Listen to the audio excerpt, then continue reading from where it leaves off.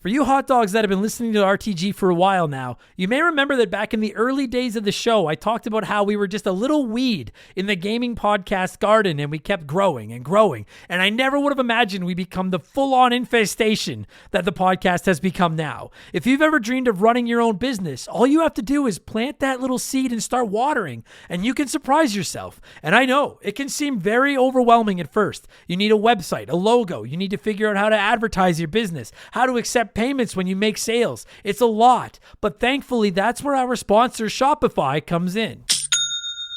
Shopify is the commerce platform of choice for millions of businesses around the world, from the little startups to behemoths like Mattel and Gymshark. 10% of all e-commerce in the US uses Shopify. You can use Shopify to make a website. They can help you write descriptions and enhance your product photos for that website. They offer super easy to run email and social media campaigns so your advertising is covered. They're like the greatest employee of the month of all time.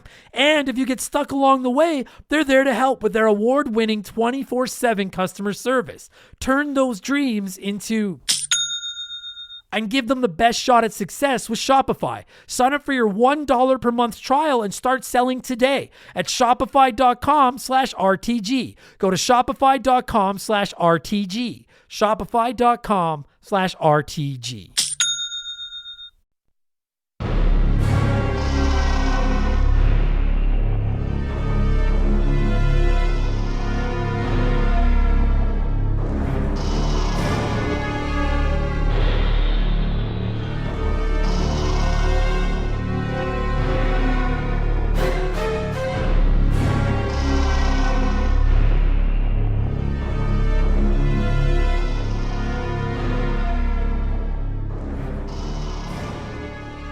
What's up, everybody? Welcome back to Remember the Game. It is my retro gaming podcast where every week a buddy of mine and I sit down and we geek out about the games we played back in the day. My name is Adam Black. Thank you so much for listening to the show, and apologies if I sound a little bit more nasally than normally. For some reason, my allergies, you've never lived until you've lived with the gift of allergies, and Santa came early this year. I'm dying over here. But anyways, that maybe is a fitting way to describe myself this week, because this week it is episode 351. It is hopefully the first of 3 straight scary episodes. It is finally time to talk Resident Evil 3 Nemesis here on RTG. I was initially planning to cover the remake of Resident Evil 1 this week, but my guests volunteered their time to come on the show and talk these old video games. And with Canadian Thanksgiving this past weekend and stuff, we just couldn't line up a remake episode in time for today, but I am done my playthrough of it, and the episode is coming before the end of October. And then I'm also very close to finishing Alan Wake, so an episode about that is coming as well. So some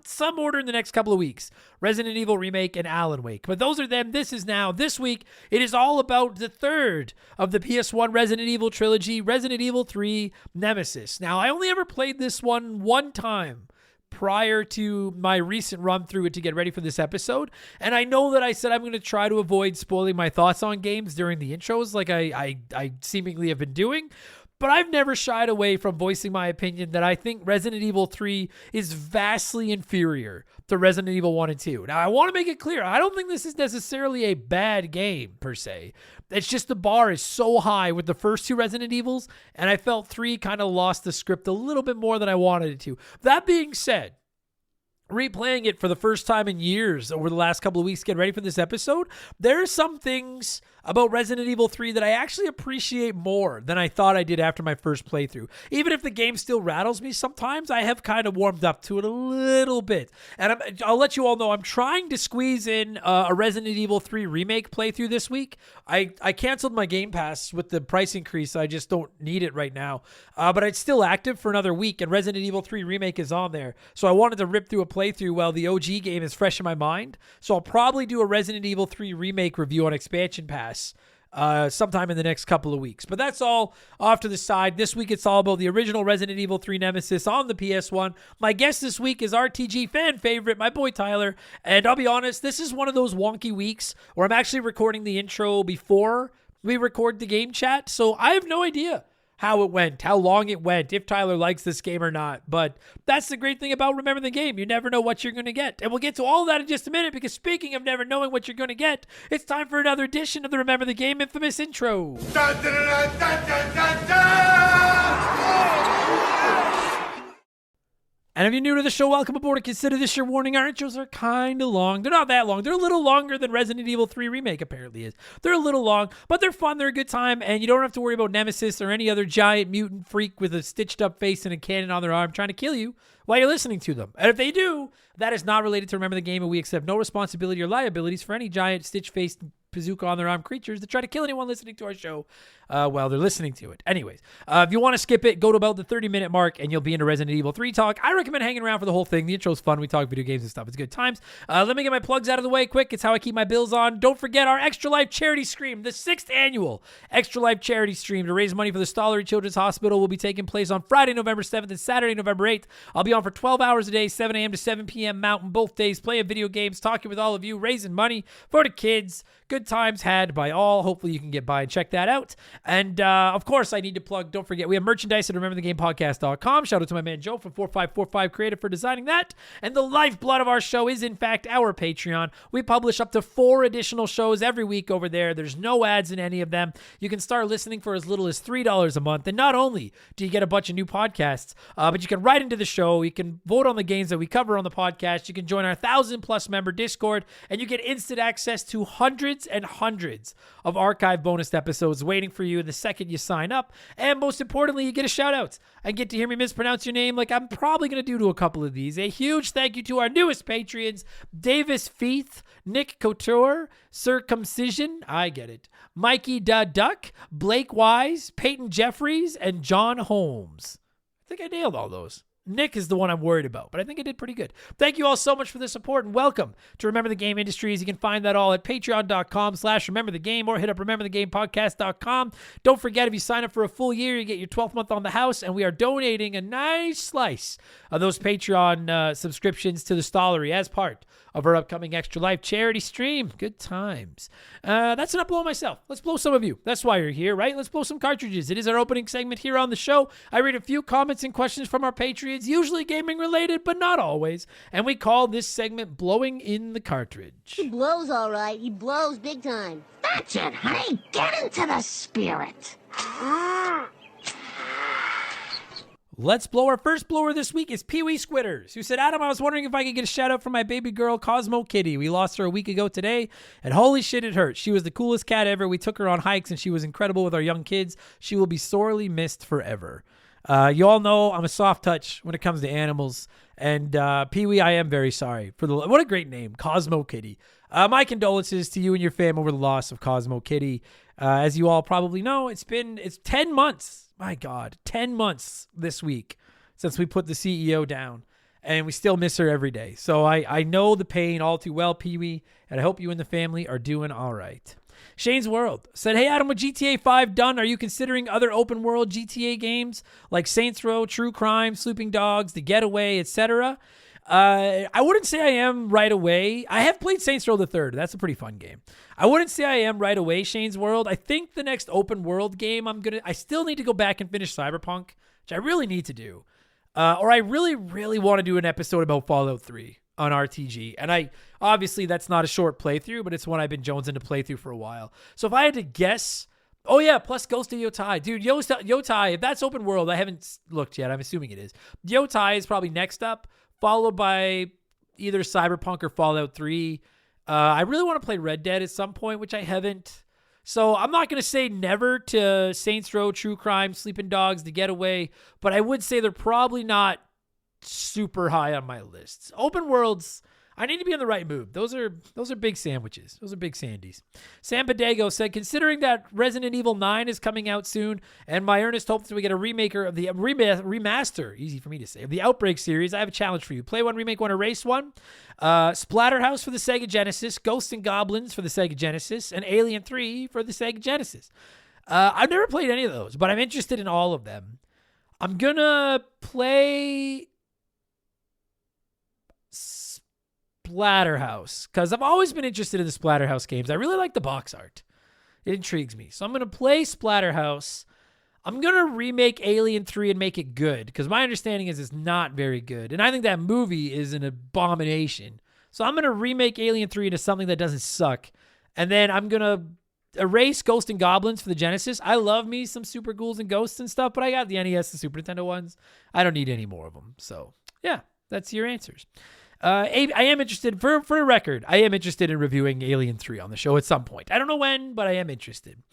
AB Killen said, Dear Adam, I have some Hollow Knight love to add to the already impressive legacy it has around here. I'm playing through it for the first time right now. My 13-year-old son is playing it for the first time too. 1, it's been a fun experience going through the game together. 2, Hollow Knight broke his loop of only playing Fortnite and Roblox. God bless it. 3, I recommend it to anyone trying to get their kid to try an old school game. He's already asking about buying Silksong. That warms my heart, AB Killen. That's good parenting. Well done. I just want to say, like, I finally have put some time into Silksong, and I'm loving it. Probably challenging Expedition 33 for my game of the year right now. The only reason I could see someone listening to this not liking Hollow Knight and Silksong is if you don't like Metroidvanias or you don't like really tough games, because they are very tough Metroidvanias. But I'm loving them. Silksong has been everything I wanted it to be. And I thought I'd use this segment to just shout out Hollow Knight. Not a paid advertisement, just a fan that thinks everyone needs to play it. If by chance you haven't yet, please try Hollow Knight. Excuse me, it's so good. Bandy the Rodeo Clown said, Hey Adam, I hope you've had a great week. I'm excited for the games you'll be covering in the next few weeks. I had a question about American football. Do you ever watch it? And have you ever watched college football? I believe I've heard you mention the Broncos once or twice, and I remember you having a really good time at Mutant League football. If you haven't tried it, I highly recommend college ball. It's more dramatic than pro football, and with the limited time that a player can be in college, the teams are much more dynamic over time. Yeah, so I am a Denver Broncos fan. I know a lot of newcomers are always asking me what my sports teams are. I'm a Montreal Canadiens, Tampa Bay Rays, Denver Broncos fan. I don't really follow basketball. To answer your question about college ball, I don't, Bandy. I see the hype. Every time we're in the States, I kind of get a little bit captivated by how much you Yankee bastards love your American college football. It doesn't get a ton of coverage up here. Some of it's on TSN, but it doesn't get a ton of coverage. And I'll be honest, like, while I enjoy watching football, I primarily watch for the Broncos and for my fantasy football teams. So without, like, my fantasy football stuff, I don't know if I could see myself getting into a league where the teams, like, rosters rotate every 3 to 4 years. But I appreciate how much you guys love it down there. I just know I've never really gotten into it. It's just not been my thing. JB Sharps said, Hey Blank, I know you're not a big trophy guy, but if trophies existed back in the day, which games would you be gunning for platinums on? Yeah, I'm not a big trophy guy, but if I were like, I know as every time I bring this up, people write in about that website, Retro Achievements or something. There's this website where they have lists of achievements and stuff for lots of retro games. Appreciate everyone bringing it up. It's not that I'm not interested, but like, it's just not the same. I want them on my profile where everyone sees them so I can flex. If you're asking me what retro games do I wish had trophies that I could go for platinums, I don't know if you didn't say specifically PS1, but I'm going to go, if we're talking like NES and Super Nintendo, all the Marios, Mario Kart, the Donkey Kong Countries, Mega Man X. Those are like the Mega Mans, the 6 Mega Mans, which I've been kind of slowly chipping away at the platinum for with Mega Man Legacy Collection, but that platinum is fucking vicious. Those would probably be the ones. If we're talking PS1, we're going to go to the house that Trophies built. I know a lot of the retro games you play on PS Plus have trophies, because 2 of my 3 platinums are Jack and Daxter and Sly Cooper, just because I played through them for the show, and if you 100% them, you get a platinum trophy.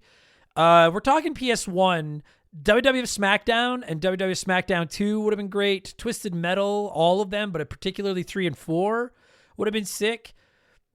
I want to say Final Fantasy VII, but I don't think I would have had the patience to 100% to platinum that game. That sounds like a fucking pretty big undertaking. The Crash Bandicoots, the Spyro the Dragons for sure. That's already quite a bit. Those are probably the ones that stand out to me, because those are just the games I played the most on my PS1. And I know I don't say Metal Gear Solid. I don't know. But yeah, those are probably the retro Mario is number 1. Like, I wish Nintendo would introduce some kind of trophy achievement system so that I could do that for my Mario games, because those are the ones I want to be able to show off and be like, see, I don't suck at every game, but Nintendo's behind the fucking times, man. Behind the times. Show me potato salad. So I love that reference. Said, hey, Adam, I'm looking to give the JRPG genre a shot. What do you recommend is a good starting point for someone to get their feet wet? My pick for someone playing their first JRPG is always Mario RPG or Final Fantasy IV, which was Final Fantasy II on the Super Nintendo. Because Final Fantasy II is where I started, and I think it's experienced enough that it'll teach you an RPG while still being new enough that you won't be overwhelmed. And Mario RPG, honestly, is pretty basic, but it's a great entry point into the genre. So those are where I started. So that's what I always recommend to somebody else. And I'm not 100% potato salad, but I feel like there's an expansion pass about where should I start. I'm going to see if I can find that. There's like 280 of them. Yeah. July 13th, 2023, expansion pass 169. Where should I start? And that's me telling people where they should start with various genres. It might be worth checking out. Conebread said, do little negative experiences stop you from routines? Because they do for me. Game prices are up from $60 to $70. I now spend significantly less money on games. You had a bad experience at a business because of the service, so now I wouldn't go to any of those businesses anymore. Or something small as too much air in a bag of chips I loved, and now I never buy that bag of chips. Cheating in multiplayer, I turn off the multiplayer or add it to my dead list of games. I don't know if I'm as extreme as you appear to be, Conebread. I respect your ability to just cut ties with something at the drop of a hat. That I worry about that, because if people fucking cut ties with RTG the minute they didn't like an episode, I'd have no listeners left. So that makes me a little bit nervous. But no, I don't think so. The only thing, like you said, games went up and now I spend less on games. You had a bad experience at a business, so the service, so now you don't go to that business anymore. That would probably be the one. And it's not so much a bad experience, because I know everybody has off days. Like if I go to a restaurant and my food was messed up or wasn't that good, doesn't mean I'll never go there again. If it's a place I like, I'll give them another chance. Once I get sick, that's it. Like I got food poisoning once off a McGriddle, and I can't even stomach the idea of thinking about McGriddles anymore. I still eat McDonald's because I'm a degenerate fatty, but not McGriddles anymore. Dairy products, once I get sick off something. Alcohol, once I get sick off something, I'm done. But that would probably be my list. And then video games. The only way I've had a bad experience with a game and then turned it off and like I'm never playing it again. For the most, now it's added to like if too many people yell at me on the show, I'm like, well, I'm not covering any more of those, like Metal Gear Solid. But other than that, it would only be like if I have 3 or 4 or 5, like 3 or 4 straight like rage quit sessions. Sometimes like I did with Call of Duty. That's why I stopped playing COD. I just goes like, I'm clearly not very good. I was very casual, and I was just getting so sick of getting like, I don't know if I was getting cheat killed or just regularly killed. Probably regularly killed. I don't think I'm good enough to have to cheat, but it pissed me off, and I was like, I'm done. But I don't think I'm as quick to pull the switch as you appear to be. But I respect your commitment to the art of not keeping any fat around. I can get on board with that. Davis Faith said, hey, Adam, new patron, but second time writing in here. Here's a question. If you were locked in a room and could only play one of these games for 5 hours straight to get out, what would you pick? Echo the Dolphin, Mario is Missing, and Bluey the video game. Keep up the good work, and thank you for giving me something to listen to while I'm doing anything that I am doing. Thank you, Davis. Thank you for the support, buddy. It would not be Mario is Missing. 5 hours of Mario is Missing, I'd rather just be locked in the room, because that game is not even fun. It just sucks. Bluey the video game, if you don't know, I've done some parody reviews on Expansion Pass of Bluey the video game and My Friend Peppa Pig, and they're among our more popular episodes. I give them like semi-serious, like tongue-in-cheek reviews, and they were actually pretty fun. But after about an hour of Bluey the video game, I was done. So I honestly think if I had 5 hours, I'd probably play Echo the Dolphin, because I could waste at least one of those 5 hours just swimming around in the first level and enjoying the music and the scenery. And then that is one of those games that I've always wanted to just put on my fucking big boy pants and beat. But that one, like the number of hours you'd have to sink into that game, my God. I don't think I could take it. But I do think it's got the most playability of those three. So I might shock some people, but I'm going with Echo the Dolphin. I mean, the alternatives are Mario's Missing and Bluey. Come on now. And then finally, before we move on, it's letter time. It's letter time. Dayton Hamilton said, hey, Adam, do you think ever since starting RTG, you've gotten more used to horror? In the early days, you said you didn't like it, but now you're playing horror games like Resident Evil, Silent Hill, Dead Space, The Evil Within. You've even reviewed some horror movies with your mini movie reviews. Are you a fan of horror now? Maybe even just a little bit, and you don't want to admit it? Yeah, I'm torn. Because I have gotten pretty into scary video games. Like, for those of you that are newer to the show, when I started the show, I was pretty anti-scary things. The only Resident Evils I'd played were 4 and 5. I'd never played a Silent Hill. I had played some of Evil Within. I had played Dead Space. I do fucking love Dead Space. I'd watched a lot of scary movies outside of the Saw movies. I guess I have kind of warmed up to horror, but I want to say that, like, I don't want to try to come across as more hard than I am. I'm still like marshmallow soft when it comes to being scared. I don't like when I've been watching these old scary movies to the review, like the first Friday the 13th, the first Halloween, the first Nightmare on Elm Street, they're not really that scary. Like, they're so cheesy and stupid that it's like they're almost entertaining. And that's how I feel for the most part about Resident Evil as well. Silent Hill got a little bit scarier. I still don't like truly scary things. I can't watch like modern really scary movies. I hate jump scares. If your scary movie just relies on jump scares, you're a shitty writer. I fucking hate jump scares. They're not entertaining and they piss me off. And I still can't handle really scary games like Outlast. I'm never getting through. I've given up. It's too fucking scary. So I would say I like horror and scary stuff in the way that I like spicy food. Like I can go, if you're offering like 5-star level chicken wings, I'm going to like a 2. Like I don't like Frank's Red Hot sauce. That's the limit of the hotness that I can handle. Like jalapenos. I'm not getting crazy. I don't want anything more than that. And I think when it comes to scary, I can go as scary as like the first Friday the 13th or the Resident Evil. And then that's about my limit. So I guess I'm a bit of a horror fan, but only up to like mild. And fuck off with your jump scares. They're not entertaining. They're stupid. I hate them. I fucking hate them.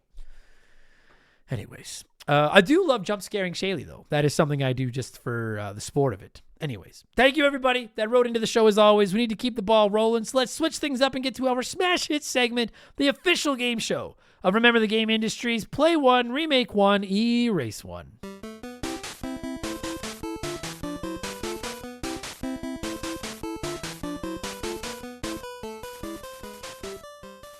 And a huge thank you to Classic Concentration from the NES for unknowingly providing us with the theme music for the show. The rules are simple.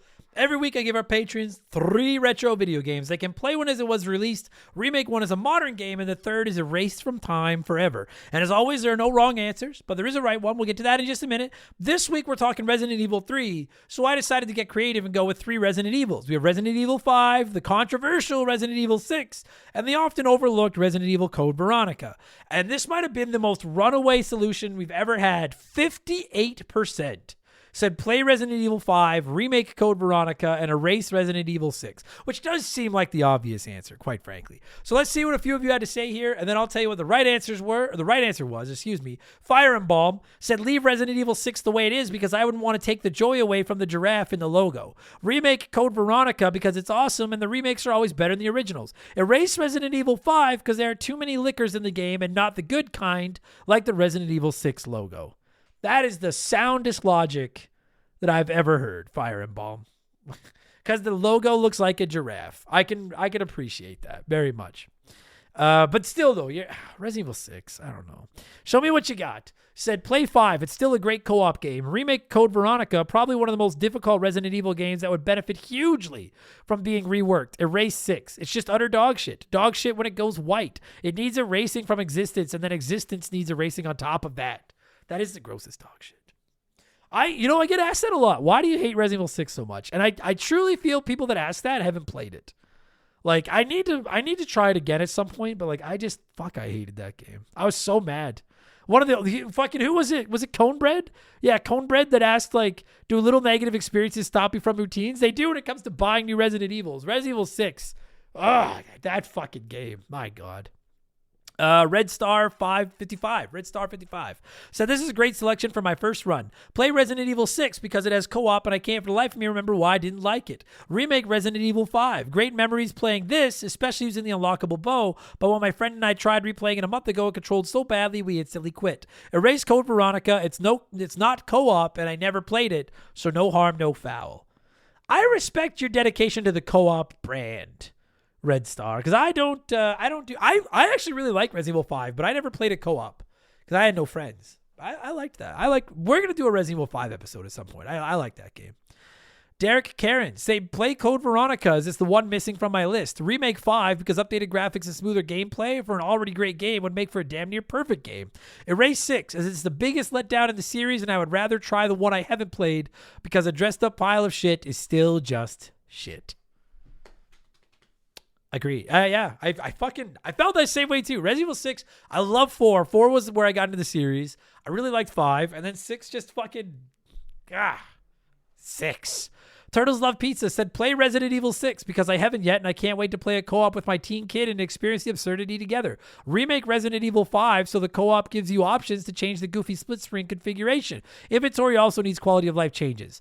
And then erase Code Veronica because as much as people want it remade, we could use a shift away from Resident Evil remakes and finally get the Dino Crisis one we yearn for. I'm not going to argue your answer, Turtles Love Pizza, but I will say you are fucking playing with some big dice if you think that erasing a remake of Code Veronica would instantly make the long-awaited, long-wanted, long-needed, long-necessary, but never announced remake of Code Veronica, or pardon me, of Dino Crisis. That was a great rant till I fucked it up at the end. Dino Crisis does need a remake more. I agree with that.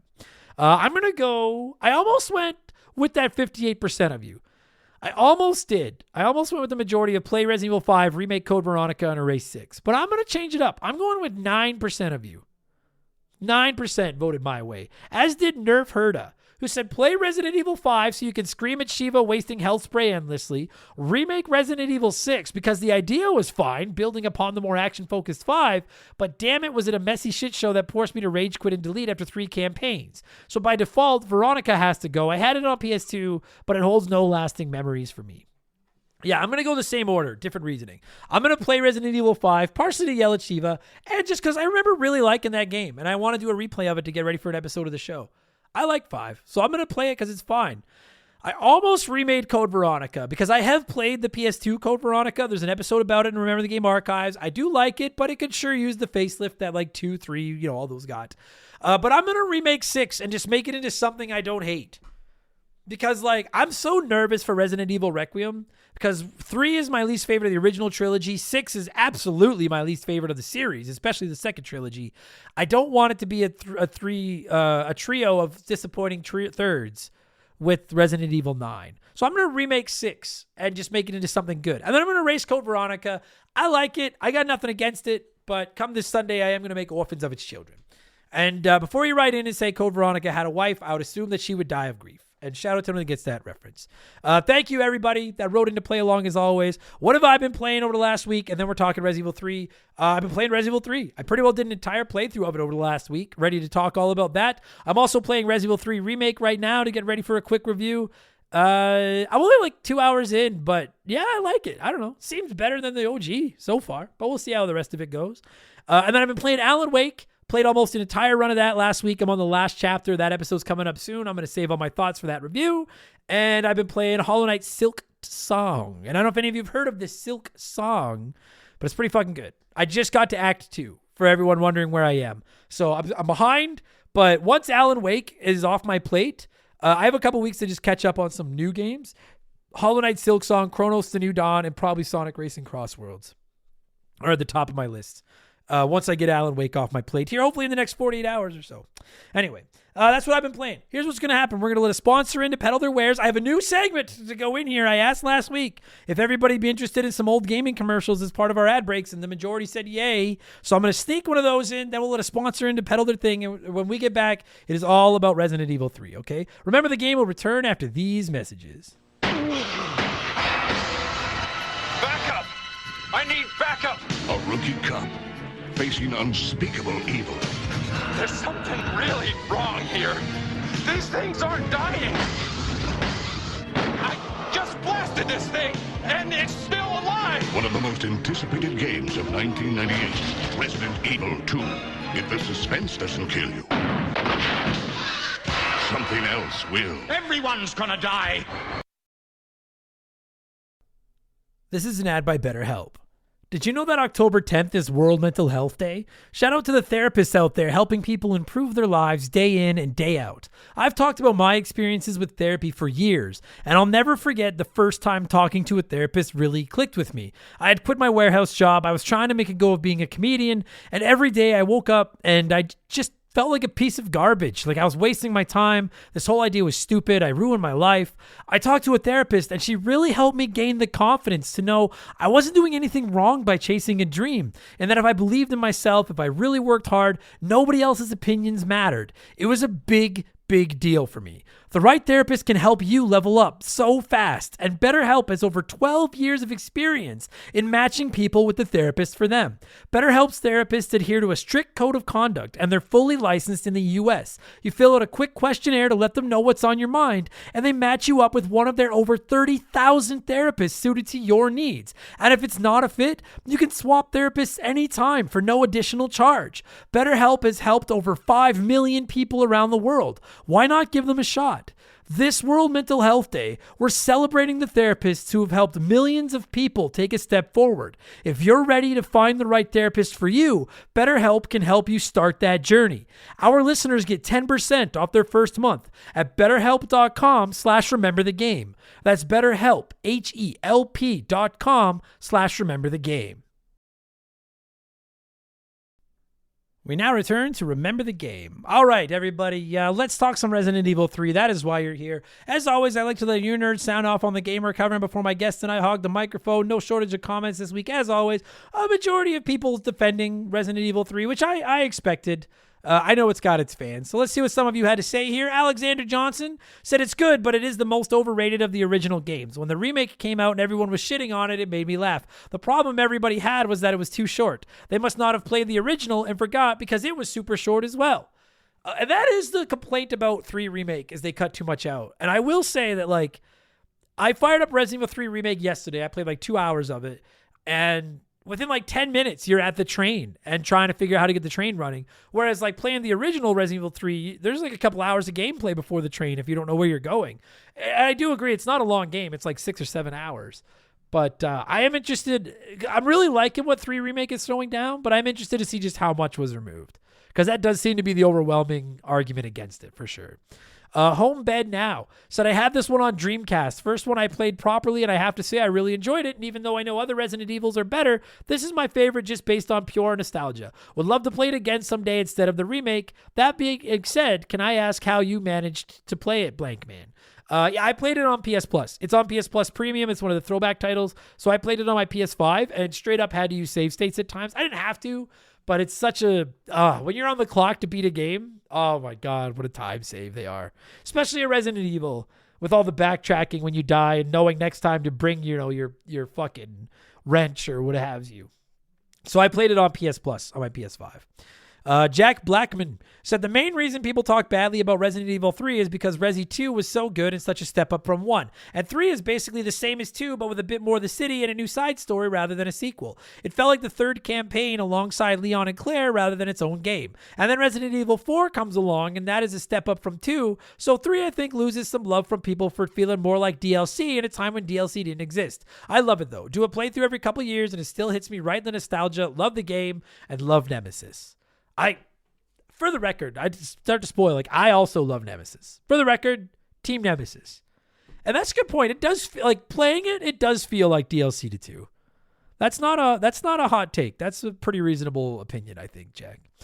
Captain T75 said, this is still my favorite Resident Evil, not because it's better than the others, but because when it came out, me and 3 of my friends spent a weekend with very little sleep powering through, having a great time and trying not to jump when Nemesis popped out. They were my crew, my best friends of all time, and this is an awesome gaming memory with them. Love ya and miss ya, my dudes. Hopefully none of them turned into Nemesis. They're hunting down their former friends. That's nice, though. I feel like that about Turtles 2. Is one of the ones that sticks out the most to me of playing through with my friends at like sleepovers and stuff. It's treasured memories. Xstar25 said, why do people act like this game doesn't have a 91 on Metacritic? The game also introduced ammo creation, the Mercenaries minigame, and fighting off zombies in a tube top. It's a boner fried classic. I didn't realize it had 91. I will say, for the record, the ammo creation drives me crazy. Spoiler, but I can't get up. I'm not going to give it credit for introducing the fucking thing I hate, but that's me. And High Scores, High Stakes Podcast. This is my favorite of the OG trilogy. Is it the best? No. However, it introduced so many great improvements to the formula, like item and enemy randomization. The Nemesis is fantastic, terrifying, and unpredictable. The replayability in 3 is unparalleled. Everyone is different. It is a great game. Great is a strong word, but it is definitely a game. I'll concede that. I can't decide. As I'm recording this, I have no idea what score to put on this one. I can't. see what Tyler's going to sway my opinions. Let's see what he had to say. Assuming he joined me. I guess there's a very slight chance that I recorded this review solo because Tyler got busy and couldn't make it, but I'm thinking he's here. Assuming he made it, I'm going to cue up some Resident Evil 3 Nemesis music. And when it stops, we'll take you back to November 11th of 1999 and talk Resident Evil 3 Nemesis for the PS1. Enjoy the episode, everybody. Let's go.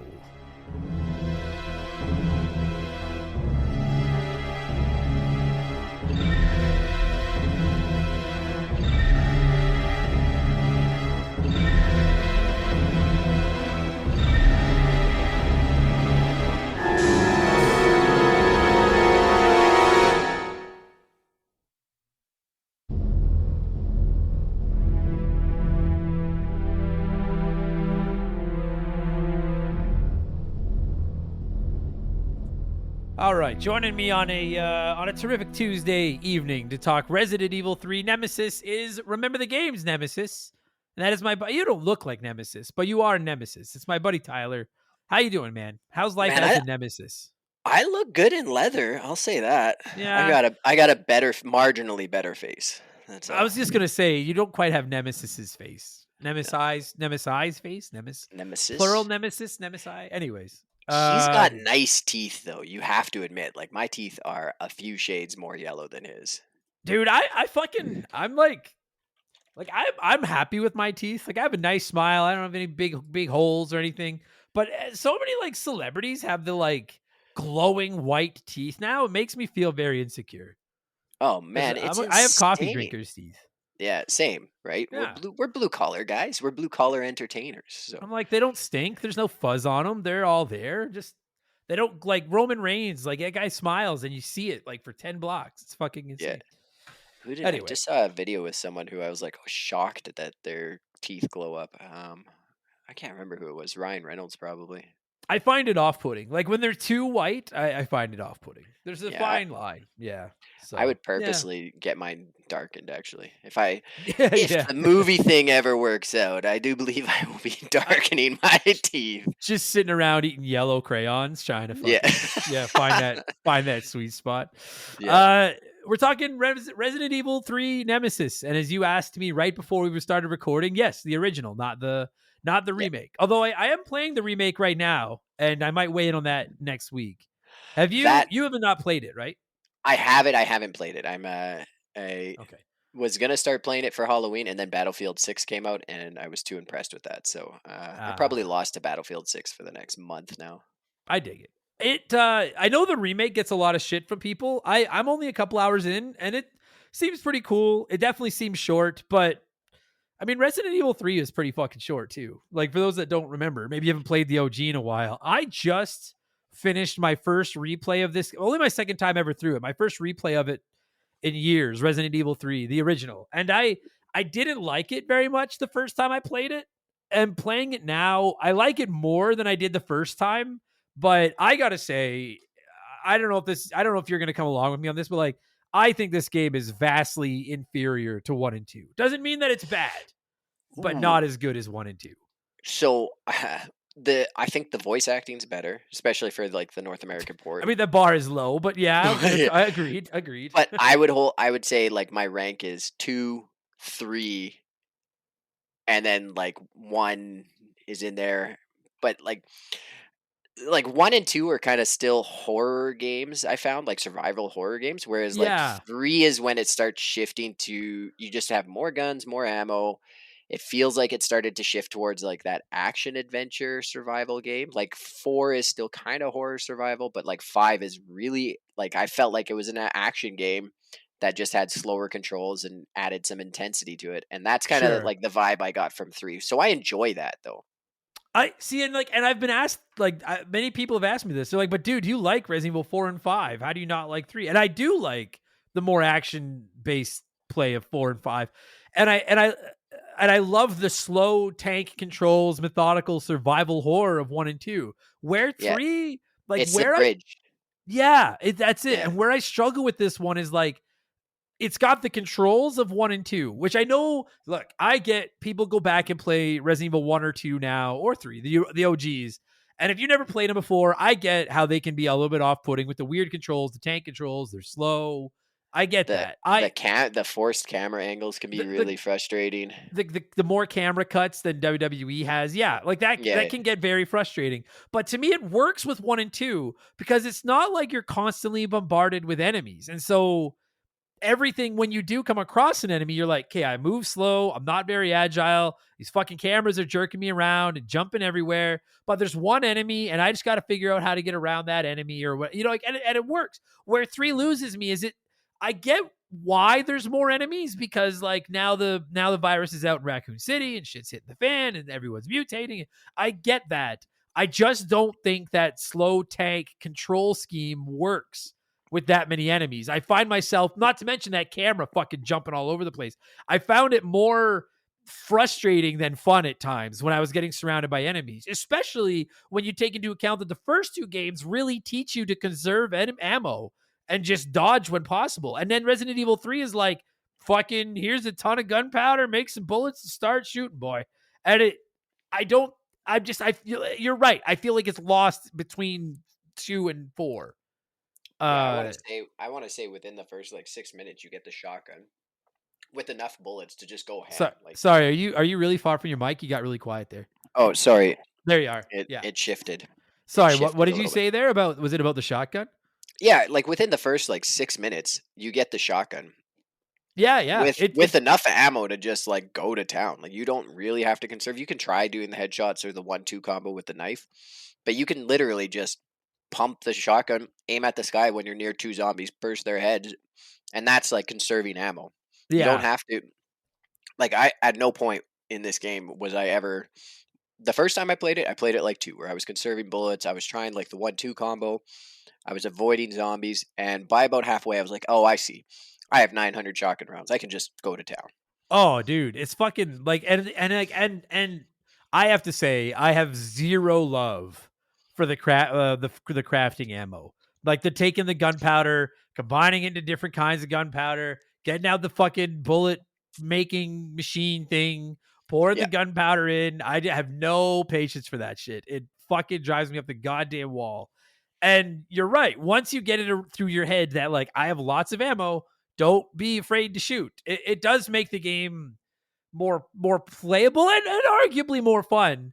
I just don't enjoy that as much as I really like the tension and the Yeah. slow pace of 1 and 2. And 3 is trying to be an action game, but controls like a fucking slow survival game. And I don't. I like the story. I like Nemesis. We'll get into all that, but that's where this one loses me compared to the first 2. Yeah. Um, that said, like I love the city setting. I do think it's impressive. Like for a PS1 game, when you're playing through it, it's pretty impressive. The amount of like shit they get in there. It really they considering like 1 you're mostly in the mansion and 2 you're mostly in the police station. 3 does a great job of being like, get out there to this fucking destroyed city. There's zombies everywhere. It's fucking anarchy. And it really does feel that way. Like to its credit, it doesn't feel like a lazy game. I just get irritated playing it. That's all. Yeah, and it's like I like a lot of the locations. Like I like going to the police station, to the water treatment station, to Me like too. it's very cool like that. Like I 100% agree with that. Like I like running into Brad and kind of seeing like the Stars team, which you didn't see a lot of in 2, right? But you saw, you know what I mean? Like it ties a lot of things together. Absolutely. Uh, Yeah, yeah. uh, And and and like one of the coolest things that like for me, what makes Resident Evil 3 worth at least one playthrough is just the story. And yeah, like it's because Resident Evil, like I'm gonna be honest with you, bro. Like we're coming up on Resident Evil 9 in the early in the new year, and I cannot fucking wait. But if you ask me what's going on in this franchise from 4 on, I have no fucking clue. yeah, Absolutely, even absolutely no clue. even like I played a lot of 5, and I had no idea what was going on with No, the not zombies, but the like I don't even know the weird I don't like even know. Yeah, plant Wesker's flames. popping up. And I'm like, Yeah, sure, I was you're just back again. confused. Yeah, Yeah, exactly. Oh, I'm fighting you in a volcano now. All right, yeah. sick. Whereas like it's really cool. Like if you've been playing the OG trilogy, like you go through Resident Evil 1 and you're in the mansion, and as I think most people, I guess spoilers for a 30-year-old game, but as anyone that's played it probably has figured out, this mansion is a cover with a lab underneath and umbrellas down there making crazy shit and everything's going, crazy. It's what's and then in Fun Resident Evil, fact: Alice isn't there though. No yes. tie into the movies. Like No, which I still find odd. Like that it's rad that they told the story, but like, why did you create this? Like, this why couldn't it have whole like just been side plot. Jill? Just do the. Or That's not the Jill? biggest. Yeah, Yeah, Jill and Chris. Jill. Yeah, Jill and Yeah, Chris. Yeah, why couldn't it and just been Jill and Chris and Barry, of what? course. Yeah, and Barry. Barry, Yeah. please, sorry, continue. I didn't mean to cut you off Um. there. No, it's so good. But like they do that with all video game stuff. It's like just tell the video game. You don't I have know. to do a new story, like the Halo TV show, where I was like, oh, I feel like putting Oh, forks in buddy. my eyes, Oh. I have and tried to like, get into that Halo show like 5 times, and I've never made it past the 3rd episode, and I'm like, I'm sorry. I don't know why this sucks, but this sucks. I can't get it. It looks nice, but I can't get into this fucking show. I have no it, idea. yeah. Yeah. Well, Not it's exactly like the Resident Evil movies, where they're fun if you've Oh, never played the game. If you weren't expecting the game, it's like, yeah, this might be great.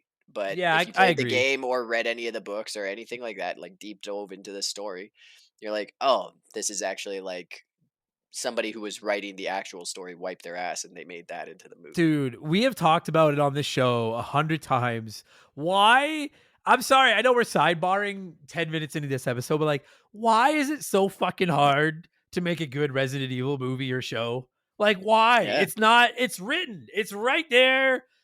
Fans know Umbrella's bad. They made this virus. Gotta stop them. Like, why does it always get fucked up? I don't hate the first Resident Evil movie. And I tolerate Resident Evil 2. Tolerate the movie. And then I saw one more and was like, this is getting dumb. And then I tried watching the new show and it was dumb. And I tried watching the new movie and it was dumb. And I'm like, just like, why does it Which one? The new movie, like Welcome to Raccoon City? I think that's what it was. I don't remember. I tried Yeah. watching it was bad, whatever the fuck it was. It's Why funny is it is so hard? Like, it's not that someone I we don't went get to school with, her husband is one of the stars in that. Oh, well, that I checks don't know. out. Yeah, he's not a big actor, but he's been in like Planet of the Apes and some other things. So Oh, well. Prestige. Well, I mean, hey, it's better more than I did. you have So a hit podcast. What are you talking about? This is yeah, the new media. hit is a loose term. Uh, Niche. yeah, I'll take niche. Yeah.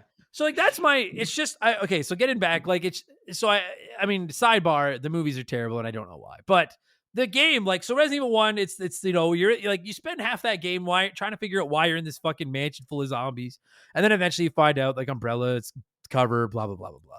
And then Resident Evil 2, fantastic. You're at the police station, shit's hitting the fan at the mansion, everything's going crazy, blah blah blah blah. But Resident Evil 3, where I think it's really cool, like I think when people think of Resident Evil 3, they think of Nemesis, which they should. We'll talk about that big idiot in a minute. But I love coming across like these logs, these diary entries and things like that, and just explaining like what's happened in the last couple of weeks. Like, how the fuck has everything gone wrong here? And then obviously the conclusion where the city gets nuked into fucking oblivion. Yeah. And it really does, like, they're like, hey, just to make sure we're all on the same page here, like, y'all realize Umbrella is the baddies. Like, they fucked up here, right? Like, it's like on Nemesis, they create this fucking thing to go out and get rid of people that could expose them. Yeah. Like, he's just a sacrificial lamb of the craziest fucking level. Like, everything on paper written about the plot of Resident Evil 3 should work. Yeah. It should. And when you walking through the city, it's pretty rad. And I get the setting and all that kind of stuff. Like I said, I guess like when it comes down to it, it's 50% those tank controls with that much action irritate me. And then I don't like, it's really frustrating. Like that fucking, is there a technical term for the way the cameras work in these fucking games? Like set cameras or whatever the fuck? I don't know, but it's like it's very specifically this era of games where they had the set camera angles, and it's like you can't rotate them. So just you take it cuts to the next one, like you described it really good, and then it's just locked in place. I don't know. It sucks ass. Like every That's dude, my like, only like big complaint is like I freaking hate the camera angles. every so much. 10 steps, the camera changes again. And again, if there's one zombie that you're trying to get around, no problem. But when you're fucking trying to run down these alleys, down these like tight, squished alleys with 3 corners in them, where the camera's like, took 2 steps, flip the camera to here. Now took 2 steps, flip the camera right in your face. 2, 3 more steps. Camera's on your right-hand side looking down an alley at you. But there's also fucking 4 zombies in this fucking alley trying to get you, or fucking Nemesis trying to get you or something. Like, I'm not saying it's unplayable or because I know people are gonna write in and be like, "Oh, fuck you, Adam, get good, blurp derp." I know I need to get good. It doesn't matter. The fact is, it just doesn't work as well with that many enemies. I found it incredibly frustrating. And frankly, dude, when the game was at that slower pace of like maybe one zombie around or one big, even just Nemesis around, like when it was just a little bit slower pace, I think it's every bit as good as 1 and 2. It's just it gets going too fast, and I don't think it's got the balls, the junk under the trunk to keep up with that higher speed. Which really frustrates me because I would love to. I like it more now than I did a week ago. Like I'd love to love this game, but there's something about it. I don't know. Fucking irritates me. But Yeah, I think 1 and 2.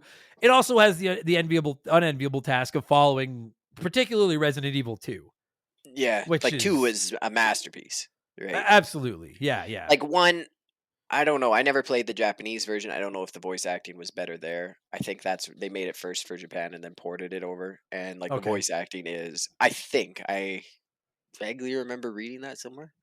But like the voice acting in 1 is, even back in the day, I was like, Jill, the master of lock picking. Like it's so wooden. Yeah.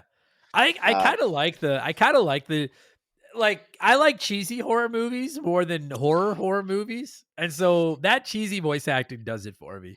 well, I don't Adam, then know. I got a movie for you. Let me tell you. At the end of this podcast, do I got a plug? I love that cheesy shit. And this game does it so well. Oh, it does. I'm like, and 3, like I said, this is my top 2. It's right behind number 2 in my mind. Sure. Um, Um and then obviously we have to like what everybody talks about with this game is Nemesis. yeah, And it's like like, okay, right out of the gate, who do you prefer, Nemesis or Mr. X from 2? uh, I know I'm putting you on the Nemesis. spot. Nemesis, like, what was the tyrant's name in number 2? The guy who takes the formula and gets the big eyeball shoulder. Oh He's the yeah, doctor. I thought it was just Tyrant. Doctor. No, but he's a doctor. He was the little girl's dad. What's his name? That's over my head. I prefer him because he has like a kind of more of a story where it's Sure. like, he's after his daughter. When you're playing Jill, that's kind of the guy you're fighting with the whole time. Yeah. Um, I just but like otherwise, to Mr. T versus Nemesis, I like Nemesis a lot. I liked his aesthetic. I like, how menacing he is. Um, he just yeah, and like he right off the bat, like there's no lull in finding him. Like in the first one, you don't see the big bad for, I don't know, like 20-30 minutes before you run into him. You right, run into yeah. Nemesis in the first 5 minutes. Like you get that shotgun and you're like, Yeah. oh, I'm popping zombie heads, and then you run into uh um not Barry. What's his name? Is it Barry? Brad. You No, run you into don't Brad Vick. You run Carlos. into no. You run into Brad Vickers, and you run Yeah. into Brad, and you're outside the police station, and Nemesis just pops him with the old hand tentacle. Which, Yeah, and he tells Jill to run and she's like, "No, I yeah, can't." All like right, I can. Yeah. you get to see that the stakes are high, and this guy's hunting you right off the bat. I I love agree, that. and I think that's I awesome. I think like unquestionably Nemesis is cooler than Professor Mr. X or anybody like that. Like Nemesis is Yeah, I like said Mr. T. Sorry, Mr. no, X. I thought you I did it on paid the purpose. I fool. like Mr. T. I like Mr. T. No, right out of the gate, like Nemesis obviously is cooler looking. Like this is from like I know Venom had existed for quite some time before Nemesis, but like I feel like Nemesis Venom was like the fucking like patient zero for the like big brooding, big teeth, sinister. You know what I mean? Like and there's so many characters like that now. And Nemesis is really cool. And I like Nemesis. And I like that whenever I like I love the idea of him randomly popping up. I really like that. Like him just Yeah, popping up and you hear that like stars. And it just you're just and then I love the idea that once he pops up, whatever puzzle you're working on or wherever you're trying to figure out like how do I get from this area to this area, or maybe now I can open that door or something, basically everything you were working on goes out the window and the game becomes run the fuck away from Nemesis. oh yeah, And I yeah. like that, and I think it's a really cool randomized concept that's very neat. uh it just occasionally again fucking gets under my skin when that goddamn camera fucks me around so much. Like it just makes me so mad sometimes. Well, and it's probably the biggest deterrent from this, like deterrent. I don't know, the biggest negative thing about this game. Whereas like the backgrounds and the fixed camera angle and showing all of these awesome looking backgrounds, like the environment you're in looks great, but the camera just sucks ass. Yeah. Like I think a lot of it's 2D, and that's one of the things that why they have a fixed camera angle. So they have 3D um, characters ripping around and some 3D objects, but a lot of the environment is 2D using forced perspective, and that's why it looks so sharp. Like the old one looks Yeah. good. Oh, it You know, looks dope. you can see the characters and stuff are like PlayStation graphics, but the backgrounds look really sharp for what they are, and I feel like that's how they were able to do that. I feel like it's a trick where it's 2D environments, and that's probably why they had the fixed camera angle. Yeah, I agree with that. And I will say that, like, I think Nemesis, I know it's gonna sound more negative than I intend for it to sound, but like I feel like Nemesis is there to basically save this game. Like take Resident play Resident Evil 3 without Nemesis. You're just going through the city full of zombies, shooting tons of them, because it's not like the first two games where you had to be careful with your ammo. They're like, hey, here's more ammo than you could possibly shoot. Just run through this incredibly short game, frankly, shooting zombies over and over and over again. And then now the game is over. Like it'd be terrible. Like it's Nemesis saves that game. Like the idea of this big brood popping up, you got to fight him a couple of times. You fight him in that room where you can dump the acid on him. You fight him at the end at the big laser. You fight him under the clock tower after you ring the bell. Like Yeah. the whole game is built around dealing with Nemesis. And I don't know. Like it doesn't click super hard with me, and I don't know what I would have done to fix it. Cause I'm like, I guess unpopular take, I would have preferred a bit of a slower pace like the first two, telling the story of what happened and the nuking of Raccoon City. But I'm Yeah, like, yeah. did people want a third game like that? I don't know. Like, Like I enjoy like I said, I enjoy the game. So I enjoy the pacing. I like the Nemesis and I like it's fleshing out that the nuke is coming. Like you already know that's going to happen if you played 2. 100%. Yeah, yeah, So yeah. you are like, okay, this is a race against time. This is I think it's 24 hours before the events in Resident Evil 2.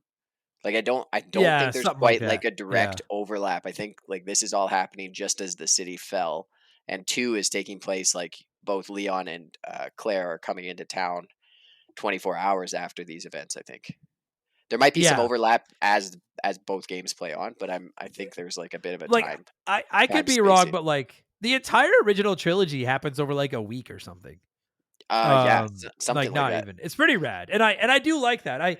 Like I know I'm being hard on the game, but it's like it's because I love the concept and want to love the game, but the game just gets under my fucking skin sometimes. I That's think all. two and three take place like 24 hours apart, and then 1 and 2 is 2 months. It's 2 months after Oh, one okay. That would two make takes sense because place. the outbreak breaks out under the mansion, and now the virus is out in Raccoon City, and they're like, it's out of control. We can't stop it, so we're gonna blow the city up. Yeah. And okay, you know what? How about this? Because I don't know, like this is not a very long game, and I want to talk No, about some of the choices, the puzzles. if you've played it before, and you do the infinite ammo, like you can play it on plus mode or whatever with Yeah, infinite yeah, ammo, yeah, less than 3 hours. Like yeah. you It's can, it's it's because as soon as you insanely get the short. Magnum, you're basically on God mode until you get like I think it's the M4 or the AR. I can't remember what they call it in the game, but your machine gun. Until you get that, like you can use the Magnum at like 10 minute. It's more like 20, 30 minutes in the game, and you can rip through it so fast. Yeah, But like, and that's not bad because they have a speed run mode. Like it's all all built into it, but you can fly through the game. yeah. And I want to talk about that, like some of the extras and the one protagonist and all that. So let's, you know what? I'll let as you may have heard out of the intro, we've secured more commercials. So let me let an ad in here, plus a little bit of nostalgia for all of you. And when we get back, we'll get into the nitty gritty of Resident Evil 3. Okay, so remember the game will be back after these messages. The most intense.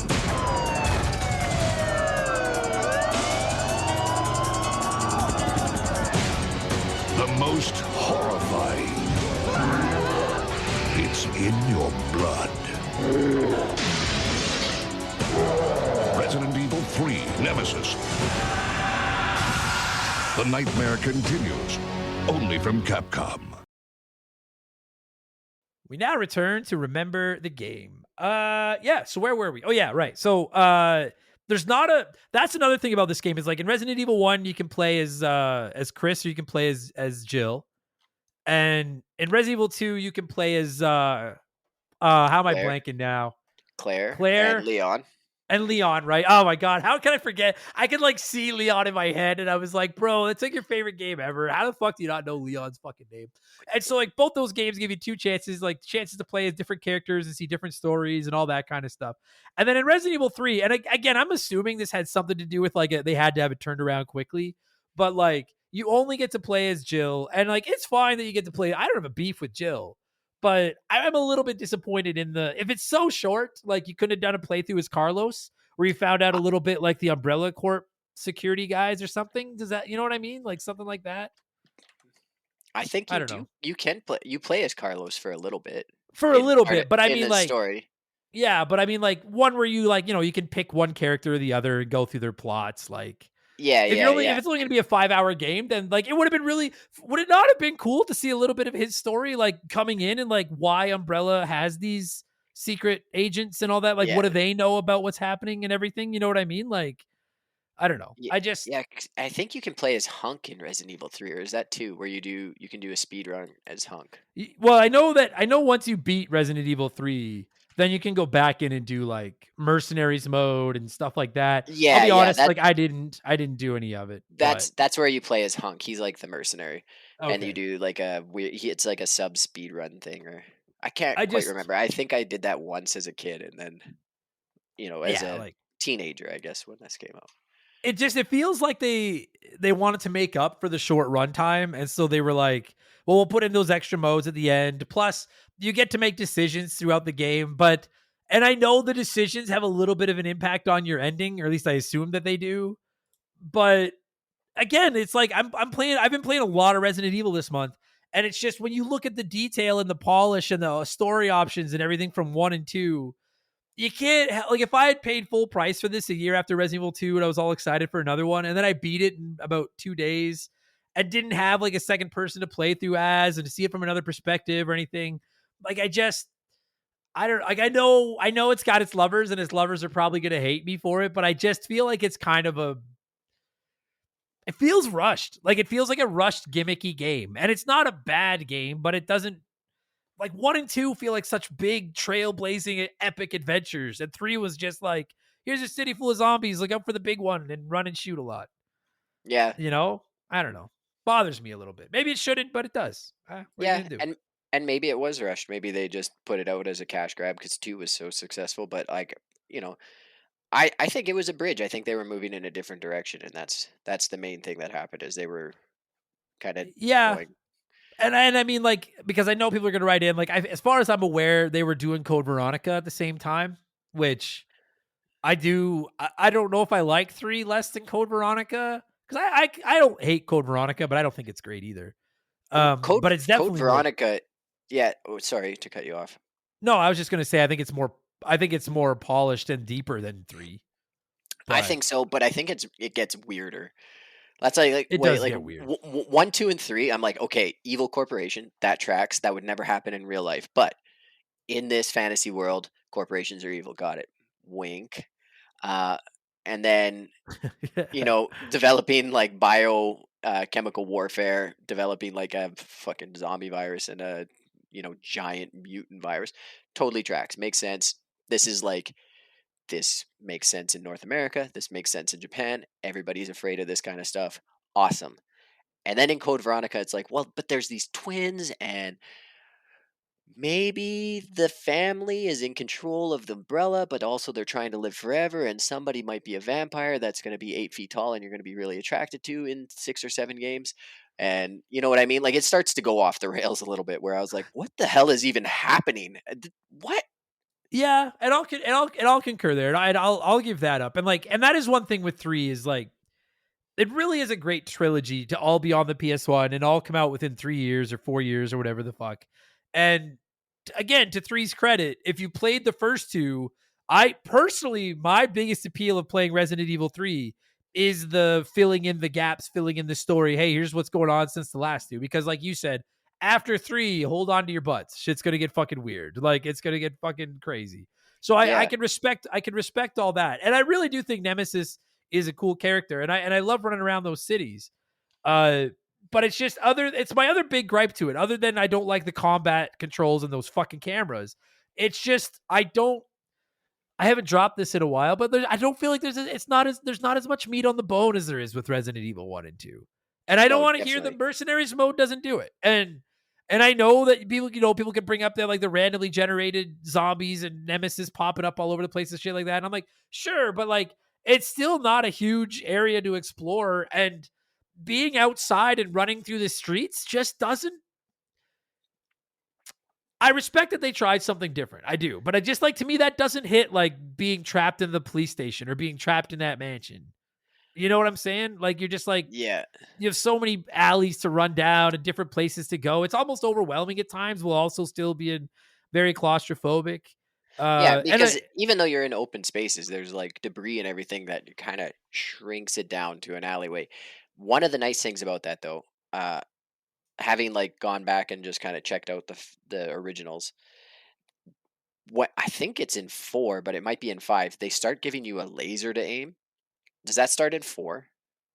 yeah, you can get one in 4. Yeah. You don't get a laser to aim in 1, 2, and 3. Like, aiming in the first 3 was so hard, so if the spaces were more open, it would be so much more difficult. Like, being in an alleyway and being a little bit claustrophobic and having whatever Nemesis or 10 zombies rushing you, or the dogs, or those weird things that weren't quite lickers in 3, they were like plant lickers or something.